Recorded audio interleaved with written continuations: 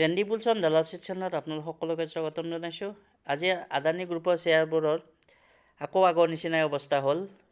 আপোনালোকে জানে যে যোৱাকালি আদানী এণ্টাৰপ্ৰাইজৰ FPO লাষ্ট ডেট আছিল আৰু FPOটো ছাকচেছফুলি ছাবস্ক্ৰাইবো হ'ল। আৰু আজি আকৌ আপোনালোকে দেখিছে মোৰ স্ক্ৰীনত Adani total gas 10% down, Adani port almost 20%, Adani enterprise 28% আৰু আদানী ট্ৰান্সমিশ্যন 2.85% ডাউনত ক্লোজ হৈছে। লগতে আদানী উইলমাৰ আৰু আদানী পাৱাৰ যিহেতু কেছ ষ্টক এইকেইটা 5% আৰু 5% চাৰ্কিট লগাই আছে, গতিকে 5% ডাউনত ক্লোজ হৈছে। গতিকে গোটেইকেইটা আদানী কোম্পানীয়ে আজি নিগেটিভত ক্লোজ হৈছে আৰু হেভি ডাউনফল আমি দেখা পোৱা গৈছে। গতিকে ইয়াৰ মেইন কাৰণটো হ'ল যে ছুইছ বেংক, যিটো ছুইজাৰলেণ্ডৰ বেংক, তাত আদানী গ্ৰুপৰ বণ্ড একচেপ্ট কৰা বন্ধ কৰিছে। আৰু এই নিউজটো ওলোৱাৰ লগে লগেই আদানী গ্ৰুপৰ শ্বেয়াৰ এটা সময়ত গ্ৰীণত ট্ৰেড হৈ আছিল, যদিও লগে লগে পূৰা ডাউনফল ষ্টাৰ্ট হ'ল আৰু এটা হেভি ডাউনত এই গ্ৰুপটো শ্বেয়াৰ ক্লজিং হৈছে।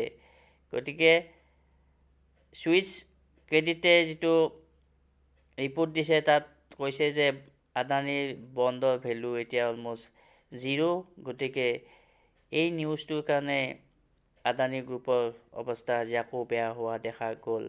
এতিয়া কথাটো হ'ল, যিসকলে আদানী গ্ৰুপত ইনভেষ্ট অলৰেডি হৈ আছে তেখেতসকলে হয়তো এতিয়া পেনিক কৰিব, কাৰণ পেনিক কৰিবলগীয়া চিটুৱেশ্যনেই, কাৰণ 40-50% আদানী শ্বেয়াৰ এতিয়া ডাউনত আছে। কিন্তু এটা কথা মনত ৰাখিব যে আদানী গ্ৰুপৰ শ্বেয়াৰ এটা পাম্পিং প্ৰক্ৰিয়াতহে ওপৰলৈকে গৈছিল, কাৰণ ট্ৰেডাৰে আদানী গ্ৰুপৰ শ্বেয়াৰ সদায় তলৰ পৰা ওপৰলৈকে লৈ যায় আৰু ওপৰত আকৌ এৰি দিয়ে।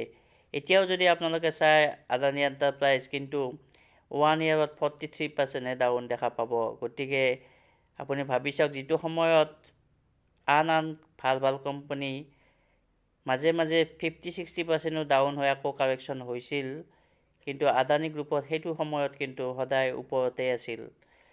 50-60% প্ৰফিট ওপৰত দি আছিল লাষ্ট 1 yearত, আৰু এতিয়া সেই 50-60% ওপৰৰ পৰাহে কাৰেকশ্যন হৈ আছে। গতিকে এতিয়াও হয়তো আদানী গ্ৰুপৰ শ্বেয়াৰত কাৰেকশ্যন হোৱা ঠাই আছে।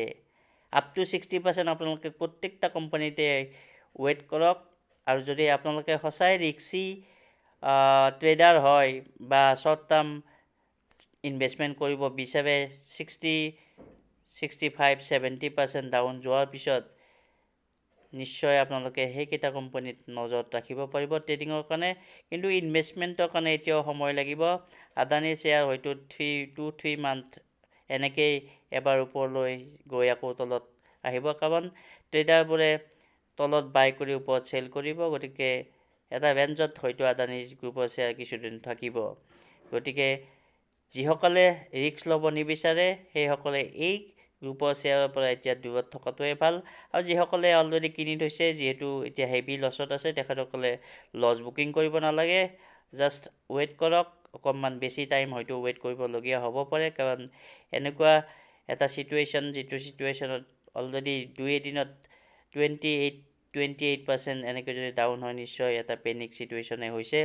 আৰু কোনে জানে যে ভিতৰত কি চলি আছে, যদি ভিতৰত আকৌ আমি জনাতকৈ বেলেগ কিবা হৈ আছে, তেতিয়াহ'লেতো আৰু বহুত দিনেই লাগি যাব আদানী গ্ৰুপত যিটো আগৰ প্ৰাইজ আহিবলৈ। গতিকে আশা কৰিছোঁ আপোনালোকে মই কি ক'ব বিচাৰিছোঁ বুজিছে।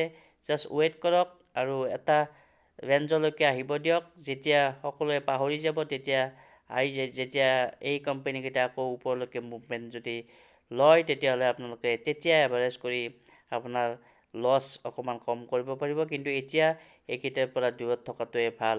আৰু যিসকলে ৰিক্সি ট্ৰেডাৰ, তেখেতসকলে মই নক'লেও হয়তো ট্ৰেড কৰিবলৈ আদানী শ্বেয়াৰ বিচাৰিব, আৰু তেখেতসকলে ৰিক্স লৈ যদি ট্ৰেডিং কৰিব বিচাৰে কৰিব পাৰে।